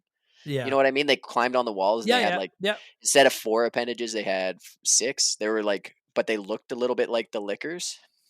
Yeah. Yeah. Yeah. I don't know, that like weird hooks and stuff. I can't remember what they were called, but like trying to hit those in any space bigger than the little alleyways and stuff would have been diabolical with the Magnum or the shotgun. A little easier to aim, I I'll, guess, but I'll I agree found with the that. aiming really hard in the first 3 Oh, games. dude, I was streaming it and I ran into a fucking area where like the greatest video game trope of all time, the red exploding barrel. There were the red exploding barrels there, and I'm Yeah, surrounded by these fucking zombies, and I'm like, oh well, I'm just gonna shoot that barrel and save a bunch of ammo and take them all for once. And it must have yeah, taken me 6 shots to hit the fucking barrel. And I yeah. was 6 like, the zombies, fucking 6 shots, 1 shot each. yeah. And I was like, the fucking barrel is right fucking there. And it just like turn on auto aim then. Like just give me some auto, and you can make it optional if you want to, but give me some. I just because I would die and I would get so fucking angry at this fucking game, because I'd be like, and I know I'm going around in circles and I know I keep repeating it, but like I really do like the concept and it's cool. I get why there's more zombies because now the virus is out and it's infecting the city, and I Yeah, get it, but it's just they give me some kind of way to fight them. Fuck. God damn it. And the fucking dodge, like go up to them and press R1 to like dodge and push them off you. That's so fucking lame. I hated yeah, it. yeah, yeah, yeah, yeah. I hated it. Oh my God. And you feel, especially your first playthrough, you're like, well, I got to save my ammo in case Nemesis shows up. And then you realize that like Nemesis, don't even waste your ammo until you have to fight him. Just fucking run away. It's fine. Like he'll barely touch you. Use it on the zombies. Use it on Well, the spiders. Make your life and when he easier. and when he does touch you, you can escape the same way. Like you just kind of shrug him off Yeah. and run away. Stars. And then you get away and it stars again and again. But People can't see, but uh in the recording app, that's what my name is, but like very spread out, so you can't read it all. yeah, It was it's a true. it All I was a see is miscalculation. star. Stop! I Star. miscalculated how many characters they let me post. One thing that RE3 does is maybe not quite as well as the other two, but one thing it does that I like is I love Resident Evil puzzles. Like they're Yeah, never listen, I got bad love for Silent Hill, but some of those puzzles I'm like, am I dumb? Like, or is this really hard? Like there's some tough puzzles. Resident Evil puzzles aren't really the type where you're going to be like, I'm right. Like, but they're enough to just make you think a little bit, and that's all I want out of them. And it's a nice breakup from the tension, is just to be solving a puzzle. And I got to say, I quite enjoyed some of the puzzles in this game. I thought some of them were pretty well done. I particularly liked when you had to make up the you had to come up with the antidote for Jill when you're playing as Carlos and you're in the hospital, yeah, yeah, and you yeah. have to like go down to the basement of the hospital and it's just full of fucking zombies, and you have to go back there and figure out the password to this to just like a big walk-in cooler, and the password is just by turning on the TV. It's the name of the drug that Umbrella's making in the commercial. And it's not a super hard puzzle, but those are the little things where I'm like, see, that's what I like about my Resident Evil. And that's Make me how I fight my pick way through some zombies. that's how I pick passwords too. Like that tracks with me. Buddy who was setting the password for that was like, and then 100%. seeing the pamphlet was like, oh, that's good. 100%. I won't give it away, but I still, one of the passwords I rotate in and out by rotation still goes back to junior high when I got like my first email account and just something I saw on my desk and I picked that word and then just added numbers, and I've added numbers and characters as I've had, because now Yeah, passwords are yeah. like, Numbers, firstborn. characters, Yeah. lowercase, But uppercase. I'm the same way. I still use a basic word from something I saw on my desk as like a 12-year-old as my password at my 41. Yeah, So I am one of that way as well. I have cycled this password out. I'm required to, but one of my passwords was the brand of coffee machine in our office at work. It was like, oh Because you yeah, just that's look around perfect. and pick something. Yeah. Oh, it's so good. It's So so that's easy. I love that about that puzzle because I'm like, oh, I would do that. 100%. Yeah. And I like that. And I like that it does stuff like there's a part where there's like a statue of the mayor holding a book, and you take the book out of his hands, and then you go to this like other area where they're like insert the wisdom or something of the mayor, and then you get a clock that you take back to the mayor and put in his hands. Like it's those basic little puzzles those are what keep me, like I'm playing Resident Evil 1 remake right now as well, and that's what keeps me invested is because there is backtracking and stuff like that. But I love they're almost like escape rooms. Yeah, You yeah, know what I yeah, mean? yeah. And I love I, that. That's my favorite part. so I've never been to Japan for more than a few hours in their airport. Is that how they've designed all of their cities? Like, it's like, yeah, you can use the transit, but you got to go solve this puzzle over there. Hint: put the book Kind in of. the statue of the mayor's hand. Like, oh, I, okay.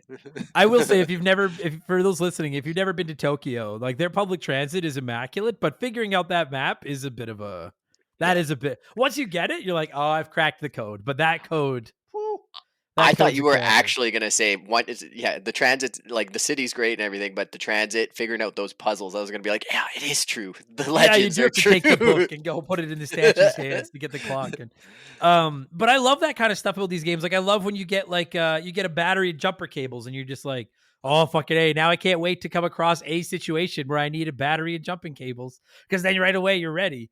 And this one does that too. But that, another thing about this game that I'm kind of like, is they really split it up into like the part where you're in the city and you're trying to get the train running. So you have to go around and get the oil and get the battery and get all the train parts and come back and put them in. And then you fire Yeah, up the train. And then the second half, you're like at it's after that part where Carlos has to save Jill and all that kind of stuff.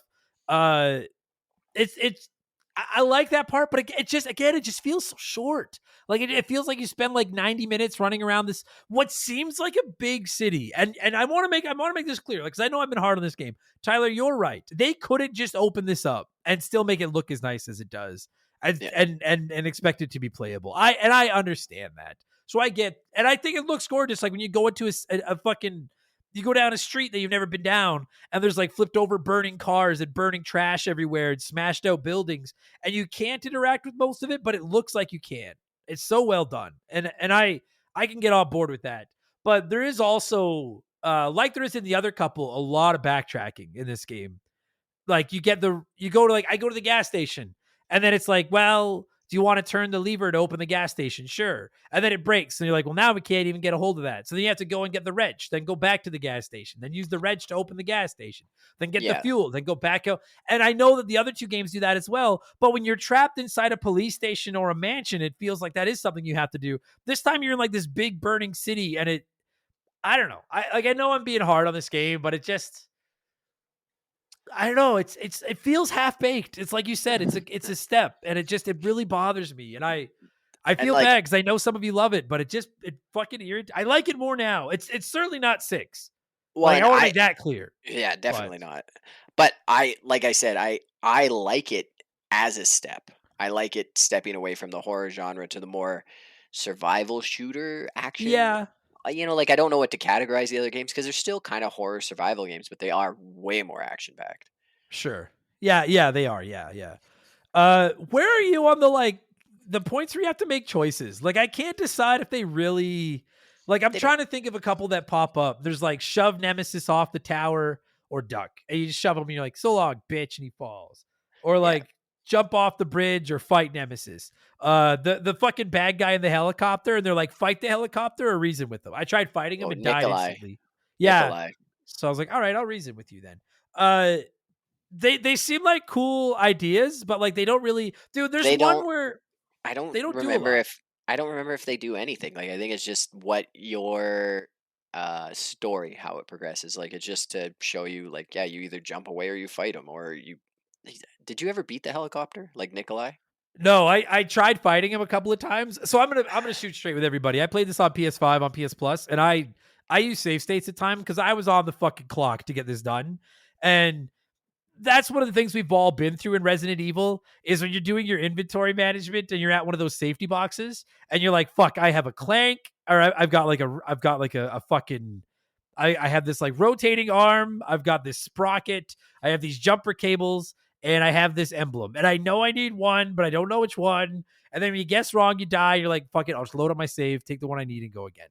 And I will say save states when you're on the Gasp. clock. Oh my God, they're a lifesaver. Because I save at my storage box. And then if I realize I fucked up or something went wrong, I'm like, you know what? I'm on the clock. Rather than spend an extra 5 minutes dying and going through the title screen and reloading, put me back in my fucking safe room. Let me get the right item and go. And I must have loaded my save state to fight that helicopter about 3 times. And then I was like, all right, I'll fucking reason with him. And then when you reason with him, he just tells you that you're all going to die and flies away. Yeah. But I was like, all right, well, at least you're not fucking, I'd rather that than you fucking shoot me. That's Yeah. not quite so bad. I don't remember if I ever beat, because I played this game a ton when it first came out. Like my buddy Sean and I had speedrun competitions to play it, see who could play it the fastest. We did the hunk thing. I don't know if I ever fought Nikolai. I think I tried once. It was like, pound that. No, fuck that noise. Yeah, no chance. On the fighting though, I gotta say, dude, when you get to play as Carlos and you go down to the hospital to make the And you get antidote a better gun. for You get a Jill. better gun. Yeah, he has like a machine gun. Straight off the hop. It's like, And oh yeah, Carlos. and straight up for like all the criticisms I have of the combat solved in that moment. Yeah. Like, because I'm like, okay, that's all I needed. You want to throw waves of these, and I feel like it makes sense. Like, there's a zombie outbreak in the city, and I'm at the hospital where there was dead people. Yeah, fucking A, that checks out. And it's actually horrifying. At one point, you open the elevator door, and there's like 6 zombies trying to get in at you, which they wouldn't have done in the first 2 games. But as long as I have this machine gun rifle thing to fucking fight my way through them, I'm like, all right, now I'm good with this. This is different and cool. That's what I like. I enjoyed that part very much. I actually thought that was one of the coolest parts of the game was going through trying to build that antidote for her. And then it's so cheesy because you do it and then you take the antidote back to her and she's like, oh my God, how long have I been out? And he's like, I don't know, a couple of days at least. Hey, listen, I gotta go. And that's what he did when I was playing it. And Nemesis chased me back to the safe room where I healed her. So I healed her. And then I was like, listen, I gotta go. And he leaves and then it gives me back control of Jill. And I'm like, this poor woman just woke up after being unconscious and being infected with some virus. And now Nemesis is sitting right outside the door. And I have nowhere to go. And I have no items and I have no weapons. And I'm just like, yeah, some fucking hero, Carlos, you piece of shit. Well, It made me laugh. It's cheesy. You tried. And then do you remember, because when I played it, the ending I got was Barry picked us up in the helicopter. Yeah, that's And, the one. That's the one I remember. That's the I best ending. I don't I know was how so you get the excited to other see Barry endings. again. Yeah, I don't know. What were the other endings? I think it's on the other difficulties, isn't it? I don't know. What's the player? Okay. I'm looking at it right here. These choices affect how the story unfolds and which ending is achieved. Additionally, a creature called Nemesis is encountered multiple times throughout the game as a recurring boss. Nemesis is considerably more powerful than the player and has the ability to use a rocket launcher as a weapon, dodge incoming fire, and pursue the player from one area to the next. During one of these encounters, the player can choose either fight Nemesis or run until he's evaded. A variety of encounters are possible, some being mandatory, some varying in nature. So, holy Jesus. Even if evaded or defeated during one of these encounters, Nemesis will inevitably continue to pursue the player to the end of the game. Dude, I gotta say, there's one part where you have to fight him and you're in this like fucking storage locker with all these bodies and shit, and there's like acid showers. That I died in there so many fucking times because I could not for the life of me get my gun to shoot the fucking lever to trigger the acid showers to fucking spray on him, and I couldn't figure out how else to do it. And I was getting so fucking The grenade mad. launcher. Just use the grenade launcher. I had to save my grenade launcher ammo for fighting him later. And now I know I don't because I ended the game with a ton of ammo. But the game, I've just spent the first two, and they taught me to save my ammo. That's why I don't like it. It's not. It doesn't play by the rules. It's the same game. It's the same pieces on the board, but different fucking rules. I think the Fuck. first time I played it, I did that too. But I think the second time, I either used the grenade launcher. Do you have the M4 by then? Yeah, you do. Yeah. Yeah, I think I just unloaded with the M4. I was like, fuck it. Oh. I'm not doing this. And that's another thing I have to say. And this just applies to Resident Evil, the original trilogy as a whole. Like, I think the boss fights suck. Like, they're just like you fight the big plant and fucking Resident Evil 1 and all that shit. They don't do anything and they're just garbage. Nemesis, at least his fights are kind of cool. Because no Yeah, matter how much you hurt him, like it is boring that he's just a bullet sponge, but at least he looks cool. And as you're hurting him, he's just like this more decrepit, more beat up, more destroyed version of him. Just stars. And just keeps like you can tell that like he's just obsessed and nothing else is gonna yeah. satiate that hunger. Until his Other like, than yeah, like the first form, because he has his three kind of forms. There's like where he's got his uh, leather batty daddy suit on, yeah.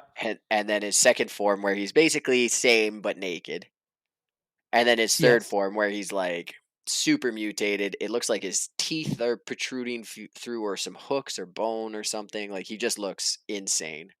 Yeah, that's the one where is that where you fight him in front of like the big laser gun, Yeah, near the and you end there. have to like lure him into the laser and fucking kill him over there.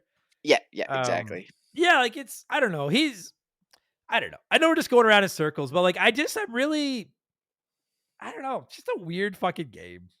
It's just a weird game. I don't hate it. I like it more than I did a week ago. It's just like you said. It really does feel like a combination of Resident Evil 2 and Resident Evil 4, and I like both of those games a lot better because they pick a lane and they stay in it. Yeah, And 3 is kind of merging lanes. yeah, exactly. But yeah, but I don't know, it's fine. It's cheesy. It's fine. Uh I love that basically 2/3 of the game are just spent on trying to fix a train to go ring a clock tower bell. Like that's basically the game. And then at the end you run away from Dickface. You have to run through that fucking cemetery where you have to go from one end. Oh, do you remember that part near the end? Yeah, Oh, you have to go from like one end of the cemetery to the other to get a key, to go back to the first end of the cemetery to open a door to get another key, to go back to the other end of the fucking cemetery to open another door. And I know the other two do it as well, but it's so fucking, it just, you're hoping Nemesis shows up because it makes it exciting. You're like, where is he? I should have like a bell I can you ring to call him when I want to fight him. Fuck. well, and he does show up shortly after that, Yeah, he does. Yeah. But I want him like, repeatedly. oh my God. Anyways, I don't know. I don't know what else to say about this game. Like, there's not a lot of meat on the bone. It's a cool concept. I like the story. Nemesis is neat. It looks good. I just think it plays kind of boring. I miss having two players to play as. And once I've beat it, like I beat it, I'm like, yeah, it'll be 10 years before I play it again. Yeah, I'm good. that's fair. Yeah. And you said because you like this game, you said you'd never played the remake. It's in your backlog. It's in my backlog. Yeah, I I just Go ahead. two kids, not a lot of time. So a new release comes out, and I'm like, oh, I'm hooked on that now. Backlog gets pushed further back. Sure, I get it. So Yeah, I when started it. when I'm on, like, I work shift for 2 months out of the year where I'm on afternoons. That's when I play a lot of my backlog. So Sure. around Christmas time, there's I think 4 games that I have queued up that I want to play. So I finally started it a few days ago because I was like, it's so the OG is so fresh in my mind that I'm like, it's a great time to try to play this just to see what changed. yeah. And I know the big criticism is how short it is, and I will agree with that. Like literally, the game. I don't think this is a spoiler. Like the game literally starts with like the train stuff. Like let's get this train going so we can get the fuck out of here. Oh, really? Yeah, like Oh, it it basically skips all the starts intro. there. Which I hear people that are like, that's lame. But I have to say, dude, in the hour and a half or so that I've spent playing it, running around Raccoon City, trying to figure out how to put the train back together with Nemesis up my ass, Yeah. I think it's been fucking awesome. So I really hope that the second half of it is at least good. it really does Nemesis justice to have them in like modern graphics and have the better controls and everything. Yeah. I think, yeah, I'll do an expansion pass review of it, everybody, in the next couple of weeks once it's done. But if you're a fan, you can get it on dirt cheap now. It's worth checking out. If you like the OG, it's worth checking out. Just know it is. It is. I feel like it literally feels like I feel like Resident Evil 3, the original version. They were like, "Yo, we're on the clock. Right click, save as. I don't know, add a big bad guy and fucking." They're like, it feels like it was inspired. I know what I thought of. I know it wasn't because it came out before it. But every time Nemesis popped up, I thought of, oh my god, it's Russell Crowe. Like every fucking time, and I don't know why, but every time he popped up, and then it was just like Fighting round the Nemesis, like, world. yeah, and Nemesis was like, oh my god, it's Russell Crowe, and then just started killing people. And anyway, Yeah. but it felt like That's Resident Evil good. 3. It felt like it was made, very quickly after 2. And 3 remake felt the same. It feels the same way. Like they were like, Yeah. "Cause 2 remake is a masterpiece. Phenomenal. Yeah, 10 out of Phenomenal." 10. Yeah. And so it feels like they were like, wow, we fucking did that once. Let's do that again. And Yeah. it feels, it just doesn't, I don't know. Feels like a half-assed remake of a half-assed game. And I don't mean that as negative as it's whatever. I'll just score. I don't know how else to say it. I don't love it. Well, But I just know before lots you of other score people it, do. just before you Yeah. score it. So one of the things the developer, when they created the Nemesis, they based him around the T-1000 from Terminator 2, which is a really cool fact and kind of lends itself to Nemesis's constant just showing up and slowly pushing you and progressing you through the story, but like always on your Makes ass. sense. Yeah, it makes Yeah. sense. And in spite of whatever you score it, this game got immaculate scores when it was released. Like 4.5 out of 5, 9 out of Oh 10. yeah. Like, A and that's plus. where like I really feel like I'm being harder on it than it probably deserves, cuz like I want to make it clear. Maybe it doesn't click with me, but I don't think this is a bad game. Yeah. Like I personally have so much love for the first two and what they did that I feel I don't like they changed the recipe so much. Yeah. But I know that a lot of people love this game, and there are far worse out there than you can do a lot worse with a day or two of your life than Resident Evil 3. Let me tell you. It's just, that happens with a lot of third games. They're It's trying 4 to go hours. back again and, yeah, exactly. 4 So, hours. Go play 4 hours. It's fun. yeah, enjoy it. It's worth playing. Like if you're a fan of the old, I will say, like if you don't like Resident Evil 1 or 2, the OG versions, I don't know if I could suggest that you would like Resident Evil 3 because it's basically just a little bit more guns, but the same idea, like same weird controls and everything. But if you Yeah. like the first two and haven't played 3 yet, I don't let my poo-pooing dunk on your game. It's worth a run. Like you could do a lot worse. It's just, I don't know. It's just too different for me. It's I'm an new old and it man. scares me. That's it. That's how I feel. That's how I felt this whole episode. Is I'm just like, they changed things and I don't like it and I'm scared. Like I'm just a fucking out of touch old man. That's all. Yeah, old man yells at clouds. That's it. Yeah. All right. How the fuck are we gonna score this thing? I don't want to score it out of 3. That's lame. How many Resident Evil games are there? 9. Let's do that. I'm gonna Google it. I Whatever guessed Google just now. says. I just guessed. How many Resident Evil games are there? 10.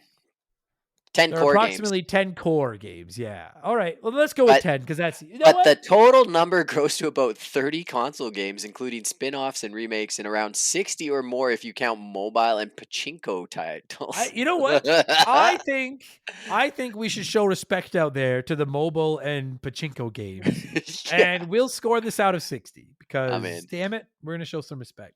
So, Tyler, the floor is yours. If you were scoring Resident Evil 3 Nemesis out of 60, where are you gonna go? I have no idea. 52.5, and the 7.5 points are for the camera angle. I hate the camera angle so much. Yeah, I do too. Fuck, I don't. Actually, 49, Oh. 49.5. I also didn't like combining. I hate combining the plants. I hate combining anything. I just want bullets and medicine. I don't want to ever combine crap. I like the gun parts and upgrading the guns. I just don't like making the consumables. I think that's annoying. Making the ammo wore me out. I can Yeah. live with combining a red herb and a green herb. Like I can live with, but the fucking Yeah. ammo thing drove me crazy. I just Man, hate I don't- combining any of it. Fuck, I could do I have without no that. idea. I could live with giving this game like a 35 out of 60. I could live with giving it like a 50. I don't I'll give it 42. No, 43. Stars. 43 There you stars. go. I'd give it like a 7. Like it's It's good. it is good. I enjoyed it. Yeah. I hold it above 1, but the voice acting kills me in 1.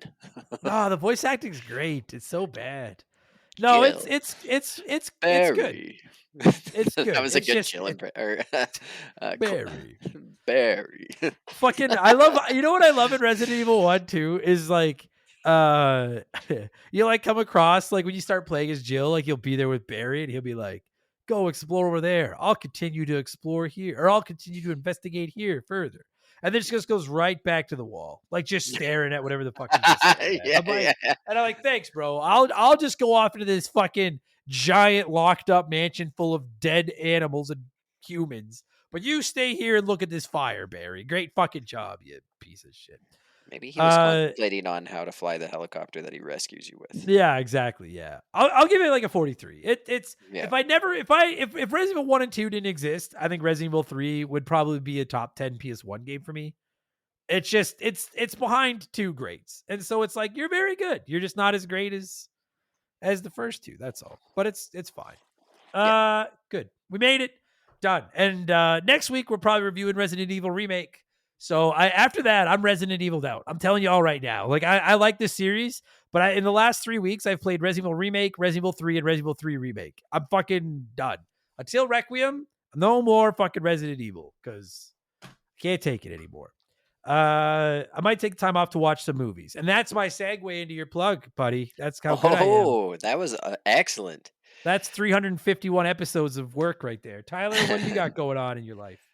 So last summer, I was part of a film called Contamination that is ready for release. It's kind of done the film festival circuit, and it's won a boatload of awards, including the White Rose International Film Festival for Best Feature Film, Independent Horror Movie Award, Best Kill.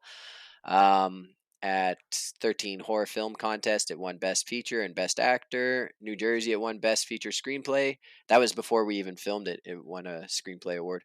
And then in the Vegas Movie Award, it won 5 awards, including Best Ensemble, which I'm directly part of. Like a major part, I'd say, but you know. And Best Actor, Best Action, Best Director, Best Narrative Feature. And then at the film festival, so I just went to LA recently for the film. And the film festival we were there for was the Southern California Film Festival, and it won, I believe, 3 awards from that. There was a post about this. I should have researched it, but I was more focused on making sure I say Brimstone Pictures properly and give the theater. So we are done with the film festival thing, and it's being Canadian-wide premiere. It's going to be at Edmonton City Centre Landmark Theatre on the 14th, 15th, and 16th. So we have a release date. Adam was going to post a link to the theater so that people could get tickets. So if they want to come see it, there'll be a link to Brimstone's webpage to check out the trailer, and definitely look forward to seeing people. I'll be there for 2 or 3 of the nights. Hell yeah. So if you're in Edmonton, come out. Check out Tyler's movie. Say hi to Tyler. Meet him before he's famous. And, oh yes, this is a stepping stone. I point out to everyone. Everyone's like, "Oh, you're getting famous now." I was like, "I was famous before this. I'm on a very big podcast." Well, I feel like I hope you all enjoyed Tyler's appearance on RTG, because pretty soon we won't be able to afford to get him anymore. So no, it's enjoy him while you can. Enjoy him while you can. The Tyler. Now I'm gonna be honest with everybody. Like, we're actually recording this an hour after this episode was supposed to go live. That's the beauty of Canadian Thanksgiving. So I'm gonna be getting this uploaded like right now, so it's up so people can hear it. If the link to Tyler's stuff is not in the description right now, it will be by tomorrow morning, the morning this goes live. So get in there. It'll be on my social medias and stuff too. Plus follow Tyler on Instagram. I'm sure he'll be posting all about it over there. So show him some love. Buddy, congrats on the flick. I'm looking forward to seeing you. And thanks for coming on the show to talk some Resident Evil, as always. My pleasure.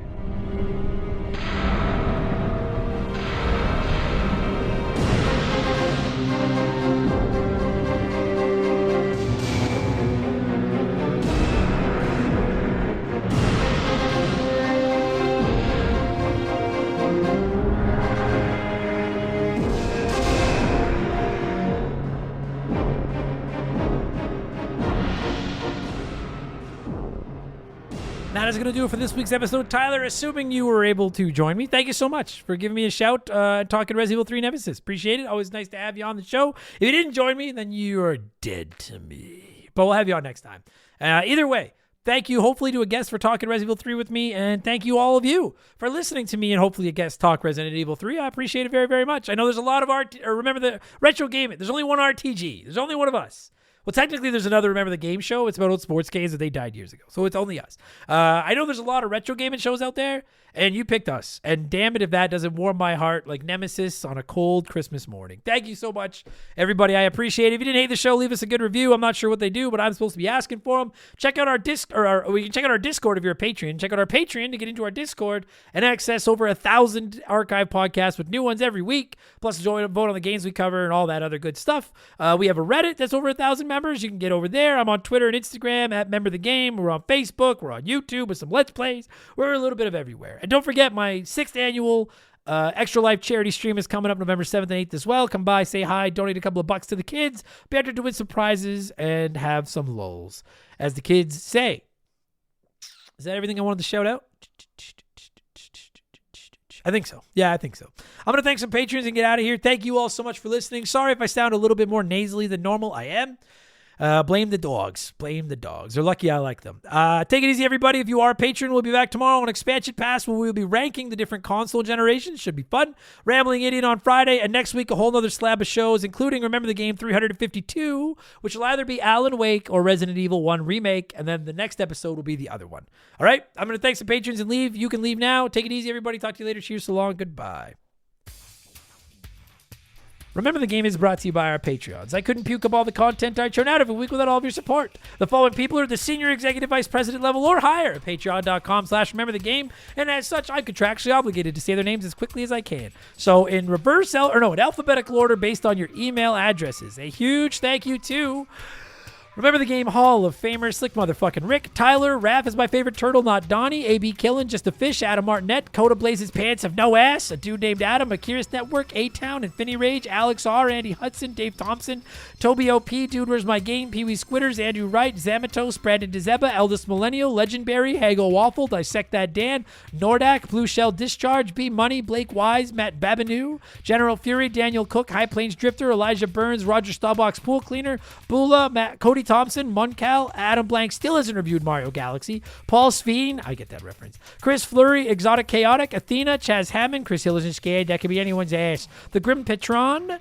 Triple Three, Topher Love, Makeshift Mallow Magic Money, Christian Gabriel, Christopher Britt, Drugs and Bad MK, Spider Cat, Chris Nethercut, Juris Dr. Mario, Robbie Air, Cesar, Fallen Snow Kiku, Archangel Otaku, Darbles, Stark Squall, Thunder Leaps, Decoy Man, The Supreme Chozo Rizzo, Devin Collins, Doug Dorn, David Schroeder, Scotty McGee, Joe the Sandman, MacGyver 88, Brother Retro, Out of Yellow, Eric Hopewell, Flater Flav, please refrain from tasting the knob, E-Man Trucker, Big the Cat, Shut Up, Leroy Jenkins, Growly Wog, Lil Bunny Fufu 89, VOS Rager, Generic Name 238, Graham Kennedy, G9PSX, Fancy Starbot Dirt, Maverick Marty, Diablo Spartan, You Son of a Bitch, Why? Tell me why. Faded Sufferance, Holmes, Trooper Galactus, Liquor Like Luigi, Phil Lencher, Isaias, Bartman Forever, James L. Francesco, It's That Nerd James, Sharonic, John of the Adult Children Podcast, Can't Destroy Her, Jake Carter, Thrill Ho, George Swan, Jay Nasty 15, The Big Deal, Jake Callahan, Jeff Leopard, Beaver Boy, Laces Out Dan, Johnny from Virginia, Oroku Saki's Gardner, Jonathan Breyer, Chucker 22, Jordan, King Tiki Tiki, Zombie Exy, Jeff Bergeron, Stud Still Smash, Steaming Wooly,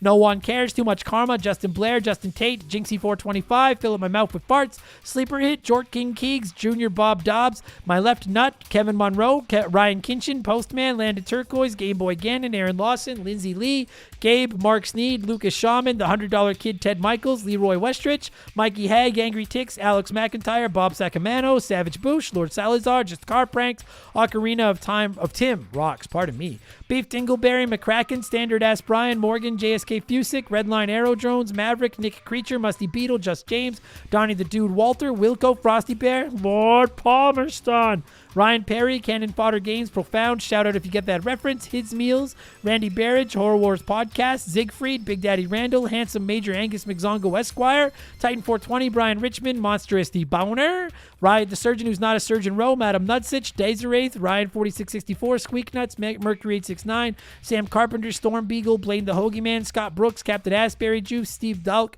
Erotic Black Onion Ring, Timmy the Exuberant Turtle, Super Science Safarioth, Shane's World, DBXJ, Shoeboxers, Jimothy, Scotty J, Sour Goat Face, Squints, Texas, Spooky Dookie, Ted Explosion, Captain Black Silver, Scary Terry, T-Bear 87, Mike Maloney, Tadpoles, Thomas Smith, Botfucker, Timothy Sabrinsky, Doogie, Beers of War, Fuzzy 99, Quiet Place Queen, Travis Sanders, Mr. Jabroni, Conebread, I am the very model of a modern Major General, Because 19, Penguin Milk, Wolf Magic 21, Lord Longron Von Hugendom II, Tyler Patchell, Ryan Whitcomb, Russia's Dog Walker, Works for Me, Dean Donian, Wolfgang Darren, Earl, Darth Skywalter, Kia Pup, Moby36, Mizuru, The Okayest of Muffins, Zane Donovan, Zach Shepard, and Matt Zeus.